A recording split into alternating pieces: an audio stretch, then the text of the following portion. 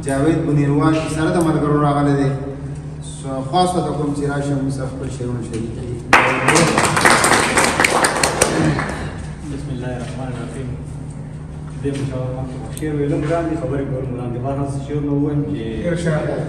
هم لله هم لګا پښتو هم وایا هم کوا پښتو او څنګه لماره رشي د مور د لګي زده پښتو او تاریخ پر اوري غلې دی تاریخ پر اوري غلې دی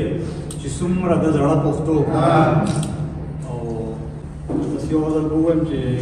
پښتون کام د پخندا خوبونه وینم ناشنا هم د اشنا خوبونه وینم جهالت را له علم دیوه مړه کړه